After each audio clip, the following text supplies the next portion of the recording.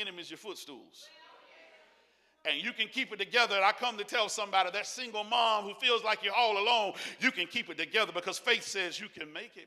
That family that's down from 2 incomes to 1 income, God says you can keep it together because your faith says that you can make it. That person that has a doctor visit that you're afraid to go to, God says fear not because he's going to hold you together. That mother and father worried about a wayward child, God says put them in my hands because your faith will tell you that you can make it. And if you don't mind this morning, help me become a preacher on your pew right now. Raise your right hand so I can deputize you like on the westerns, and I just say I do, and turn to your neighbor and say, neighbor, whatever you're dealing with, you can make it because God will keep you together.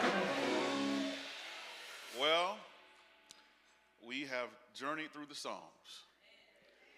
The Psalms have spoke to us over the course of the last 8 to 9 weeks. No matter what season of life that we're in, there's a psalm that can help us get through it.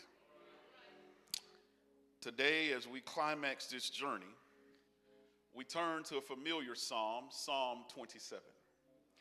You should have read during the responsive reading verses 7 through 14. There was a miscommunication, but verses 7 through 14 is where we take our reading from today. I want to highlight verses 13 and 14 into your reading for sermonic presentation. So when you found it, let us stand and say by the sound of all aboard. Today I'll be reading it from the New King James Version because there's something about the poetic language of this version that I want us to get into our hearing and into our psyche. Beginning at verse 13, it reads this wise: I would have lost heart unless I had believed that I would see the goodness of the Lord in the land of the living. Wait on the Lord. Be of good courage, and he shall strengthen your heart. Wait, I say, on the Lord. You may be seated. For the time we have gathered together, I want to talk today from this thought: keep yourself together. Tell your neighbor, I don't know what you're dealing with.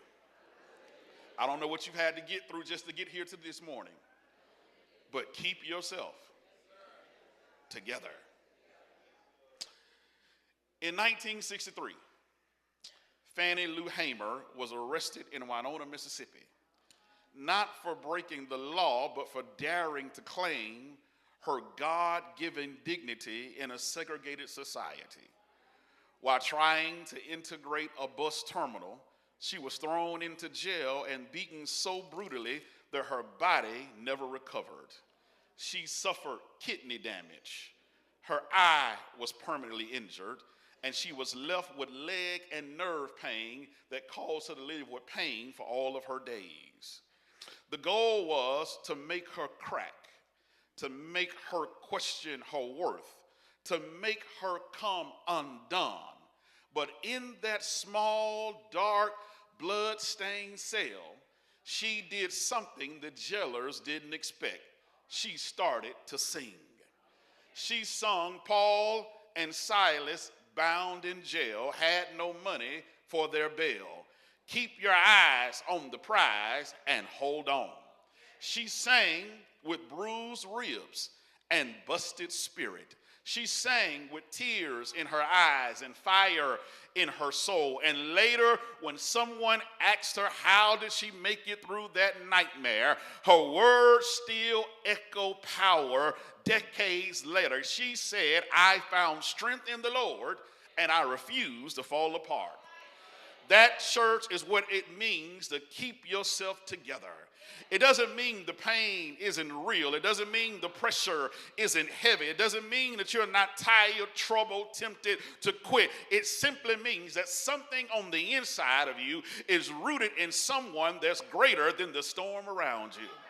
And that is the spiritual soil, beloved, that Psalms 27 grows out of today. Not a psalm written in peace, but in pursuit. Not a voice of a man sitting in a palace, but one who has been hunted, hated, and hurted, and yet who still finds a way to have hope. This is not a neat prayer of someone who's been untouched by life's trials, tribulations, or storms, but this is the soul song of someone who's seen trouble, threats, and felt abandonment and waited on answers, but still choose that they were not going to let go.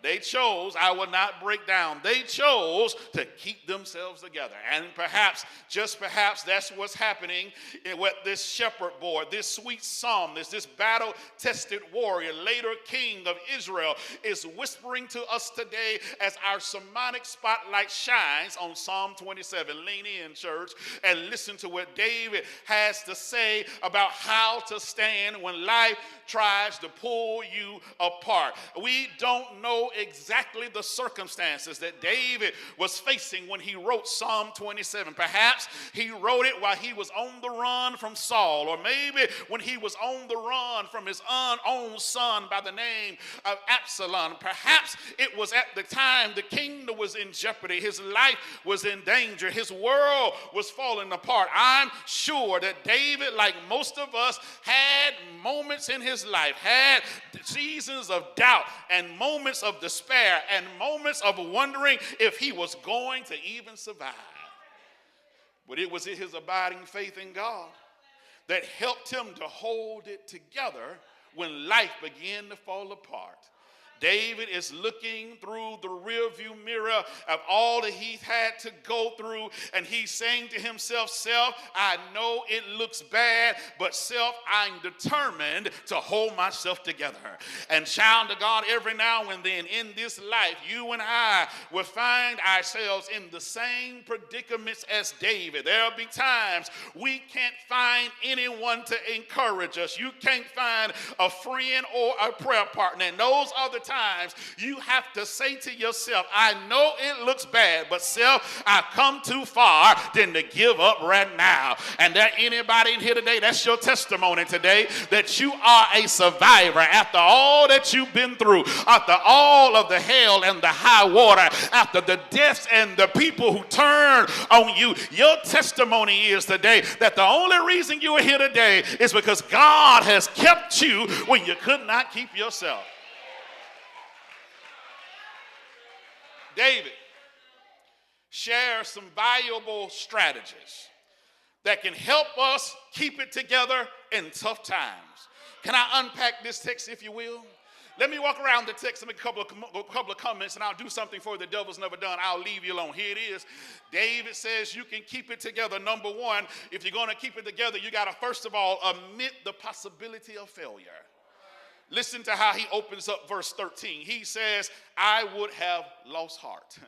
That's the New King James Version. King James says, I had fainted. I was about to give up. I had come to a point of despair. I was facing the black night of my soul. I was down in the dumps. I wanted to give up and throw in the towel. I would have lost heart. These words seems out of place for Psalm 27, especially because of how the psalm opens up. He opens up in such a positive note, how certain he was that God was going to take care of him. He's bubbling with confidence.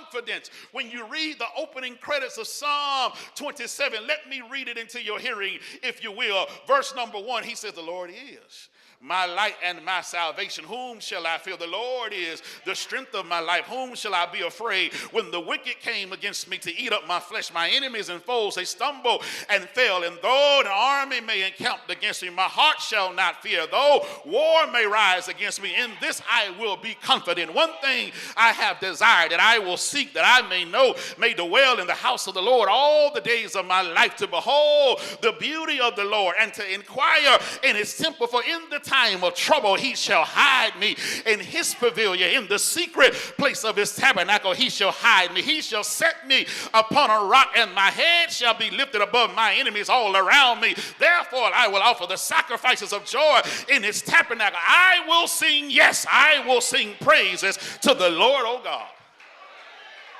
Yeah, that's what he says. He opens up with all of this positivity about how certain he was that God was going to take care of him. But all of a sudden, he changes. He changes like some of us, as if he has a split personality. Because when you look at verse 7, he shifts and look at the tone and tenor. Hear, O Lord, when I cry with my voice, have mercy upon me and answer me. Wait a minute, David. You opened up so positive, bragging on the Lord, and now you go from bragging to begging the Lord not to leave you. What's the matter? You seem as if you're on an emotional roller coaster. 1 minute you're up and the next minute you're down. And this has left some scholars to believe or to think that this is two different psalms written by two different people put together as one. But I want to suggest to you, beloved, that's not true today. I want to suggest to you, no, this is not true, but this is the same man. This is the one who wrote verses 1 through 6. But this is also the one who wrote verses 7 through 14. Because I've lived life long enough in my 44 years of living to know that sometimes life is like a roller coaster. Some days you are up and some days you are down. Some days you feel like dealing with folk and some days you don't feel like. Some days you have highs and some days you have lows. Some days you have mountains and some days you have valleys, and some days are good and some days are bad and some days are easy and some days are hard. David says, Solomon, I almost quit. I almost gave up. And David reminds us that it can happen to any of us. It can happen to the best of us. He says, I almost lost heart. I was about to quit. David was facing a difficult situation in his life. Maybe he wrote this in the early years of his life when he was when Saul became jealous of him. That Saul was trying to kill him, and David knew he could die at any time. Or maybe he wrote this in the twilight of his life when his own son, Absalom, and his so-called best friend tried to have an uprising to overthrow him, as King David is looking back through the rear-view mirrors of life and is saying, I almost quit. This can't be words coming, oh God, from David. I mean, you're the man that killed lions and bears in your father's field. You're the man that watched over your father's sheep. You're the man that killed the 9-foot-tall giant named Goliath. Not you. You're the one who wrote the famous Psalm 23. You said, the Lord is my shepherd. And now you're talking about quitting? You're talking about throwing in the towel? David says, Solomon, you're right. I wrote Psalm 23, but that was on one of my good days. He says, I didn't always feel like being strong for everybody else, and it can happen to the best of us. Come here, John the Baptist. John the Baptist says, I was preaching in the wilderness. I was baptizing thousands of people. I got arrested, and while I was in jail, I heard about my cousin who was coming along, and he was doing great things. And I sent a message and said, go ask Jesus, is he the one, or should we look for another? It didn't just happen to John, but it happened to Jesus. He was in the Garden of Gethsemane, and the Bible says he looked in the cup, and his sweat came down like blood, and he said, Father, nevertheless, and if it happened to John, if it happened to Jesus, if it happened to David, it can happen to you and I. Can I tell you that's how I felt Thursday? That's how I felt Thursday. I stood before my family and a congregation and gave them an encouraging word of how to get through the death of my cousin. But after I gave the committal, I stood by his grave and watched his casket go down. And all of a sudden, I just fell apart with tears in my eyes. Maybe that's somebody else's testimony. Maybe you're having to deal with a marriage that you can't seem to deal with. You have to take the long way home. Maybe your children are so disappointed, this so bad that you have to get off of work 2 or 3 times a week. And all of David is saying that this can happen to all of us. I come to tell somebody the pink slip is real. The layoffs are real.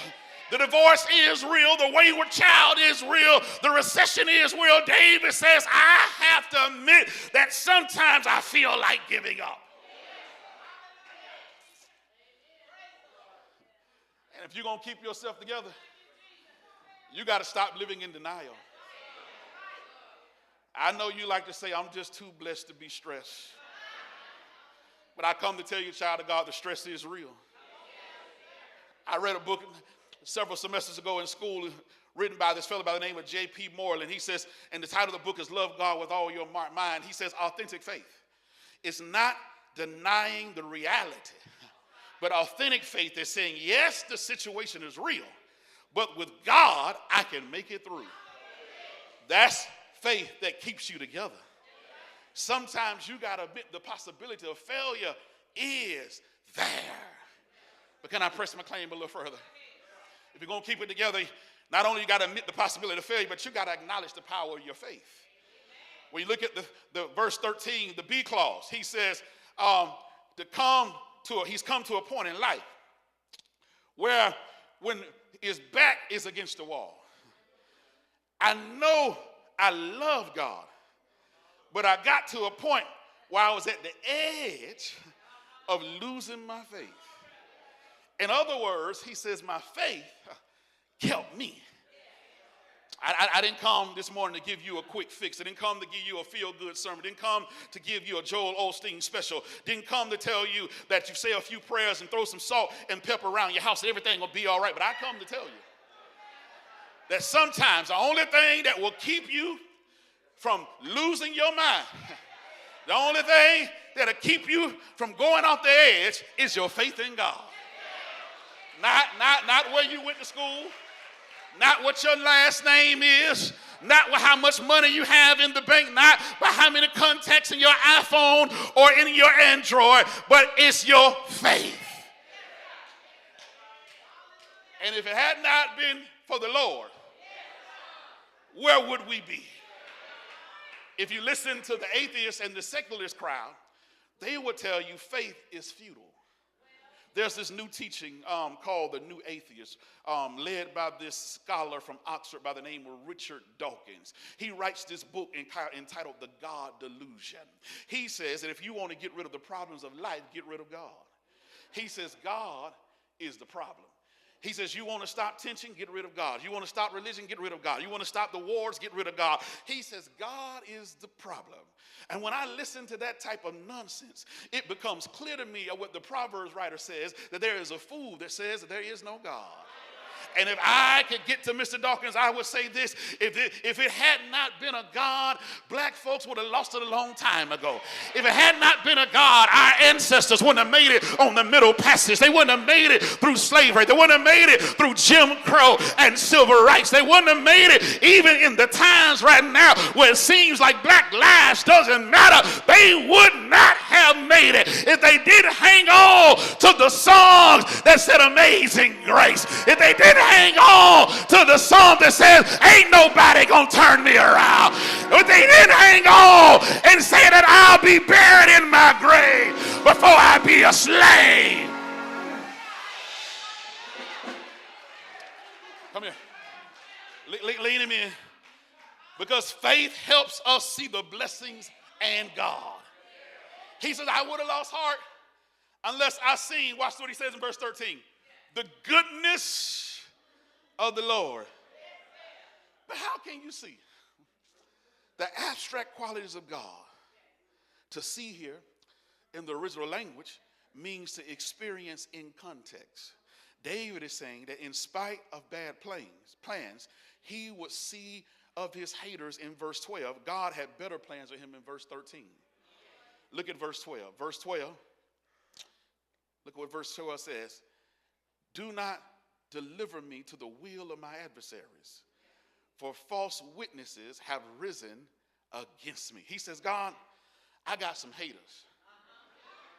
And my haters keep putting their mouth on me. They're breathing violence and threats and lies against me, and it pushed me into the corner of depression that I almost gave up. Now, I had to ask David. We went back and forth this week. David, what do you mean to tell me You're going to let what somebody say make you quit? David, them just words.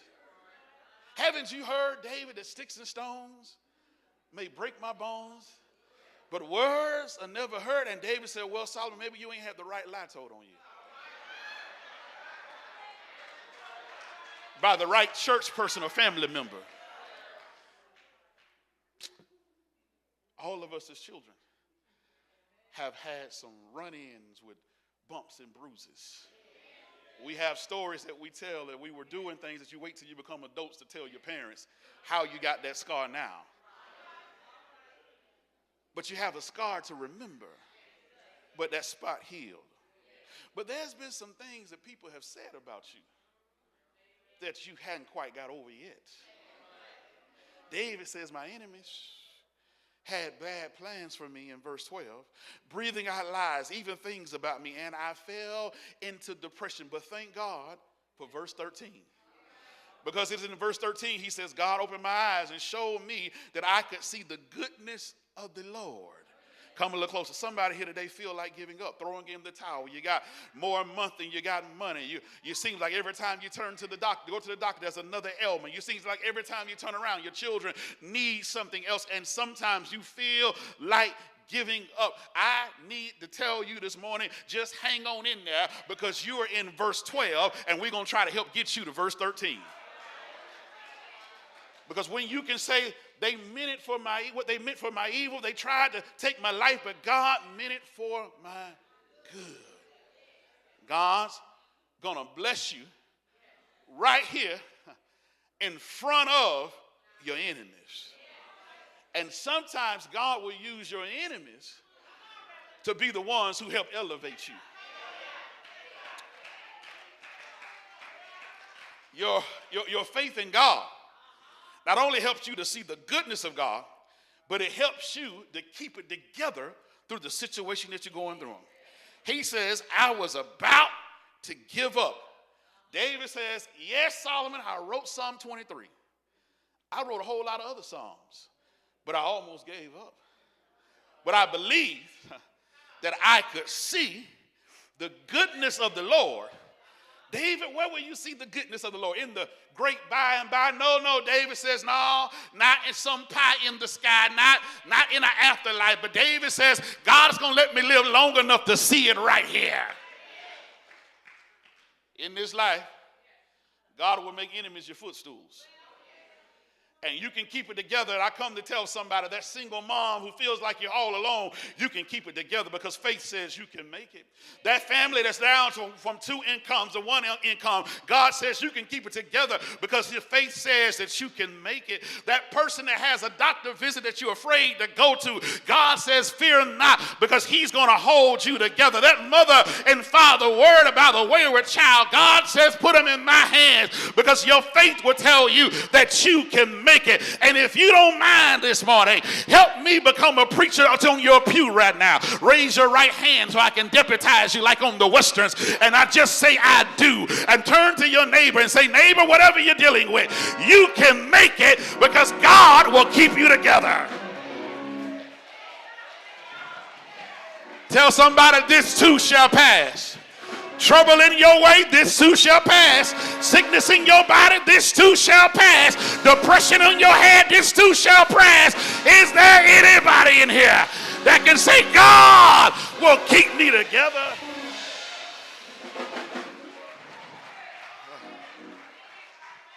All right. If you're going to keep it together, you got to admit the possibility of failure. You got to acknowledge the power of your faith. I'm in my seat. Here's lastly. You got to admonish yourself to have fortitude. Watch what he says in verse 14. I just want to lift one word, and I want you to shout it with me. Wait. Okay, you got to get your preacher voice on. Say it one more time. Wait. Wait means here in this passage to hope for. Expect something to happen. He says, Solomon, I know it looks bad, but I'm expecting God to show up. He says, wait on the Lord. Be of good courage. I means be strong. Shout, be strong. There are two admonishments here. One is wait, be strong. I know it looks bad, but wait, be strong. I know your account is overdrawn, but wait, be strong. I know it seems like everybody is against you, but wait and be strong. And I want to ask the question, who are we talking to? Who is Paul? Who is David talking here? And Warren Wiersbe, that scholar of this day, says in the Hebrew worshiping crowd that David wasn't talking to someone else. But in this moment, David was talking to himself. It's as if his stronger self says to his weaker self, I know it looks bad, but wait and be strong. It is a believing that half of the soul speaks to the doubting half of his soul and say, hold on, wait and be strong. It's as if on the cartoons where we see them step outside of themselves and they grab themselves by the neck and slap themselves around and says, wait, get a grip on yourself and be strong. It was Carl Jung, that Swiss psychiatrist, who coined a term entitled the shadow self. He says that everybody has a shadow self. What you look in the mirror, there's a you behind the you that you cannot see. And all of us have a stronger self and a weaker self. It is called our shadow self. It is what the man in the tomb discovered when Jesus asked him a question, what is your name? He says, my name is Legion, for there are many. He says, I got a whole lot of shadow selves. It is what the man who brought his son to Jesus' disciples and they could not heal him. And Jesus asked him, do you believe? And the man was quite real. He says, Lord, when I see you, I believe. But when I go back home, hey, I got to be truthful. Sometimes I don't believe. And here's a picture of all of us in this room and in the virtual space are sometimes find ourselves between I do believe and I don't believe. We find ourselves suspended between everything I've been taught, but the circumstances look another way. And sometimes, child of God, we get stuck on the how when we just need to know the who.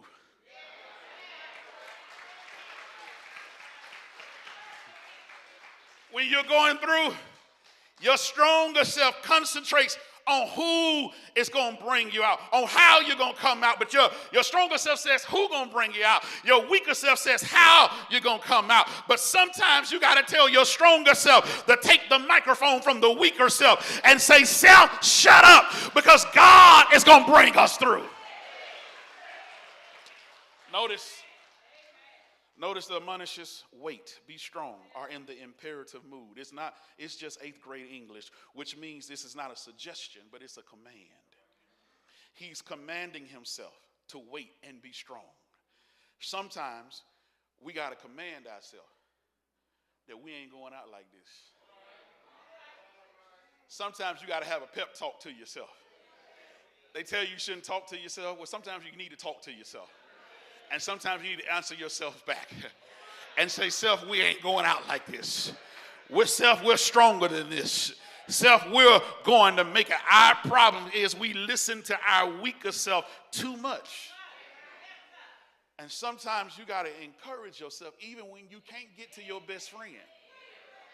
You got to talk to yourself and say, I know it look bad, but I'm going to make it. I got to get out of this. Oh, God, how do I end this? Well, the story is told about a mother and her son her son was very, very inquisitive, always at church every time the doors were open. And the young boy had questions about things. And one thing was he always heard everyone say, the Lord will make a way. The young boy got home one day, he kept wondering about that. And he finally asked his mom, Mama, I keep hearing everybody saying the Lord will make a way. You say the Lord will make a way. Grandma say the Lord will make a way. The preacher say the Lord will make a way. How will God make a way? His mama said, boy, don't worry about that. God will make a way. He kept asking. A little while later, finally she got first, said, boy, didn't I tell you God will make a way? He said, well, Mama, but how? She said, I don't know how. I just know who. That's all I came to tell you, Greater Thankful. That I don't know what you're dealing with today. I don't know how you're going to make it. I don't know how you will make it through your trials and tribulations. But I stopped by to tell you who has all power in his hands. I don't know how you're going to pay your bills, but I know who is Jehovah Jireh. I know who is Jehovah Nisi. I know who is a bread in a starving land. I know who is shelter in storm. Do I have a witness that can turn to your neighbor and shake your neighbor's hand and say, neighbor, don't give up. Don't give out, because God will make a way somehow. Tell your neighbor you're holding the hand of a real life survivor. I should have been dead or sleeping in my grave, but the Lord helped me keep it together. And is there anybody here that can stand on your feet and give God praise? Is there anybody here that can say thank you for how you brought me? Thank you for keeping me last night. Thank you for watching over my family. Thank you. Thank you. Thank you.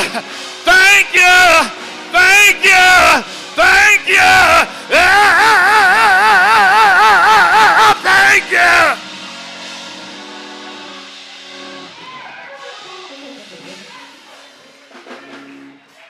The door of the church is open.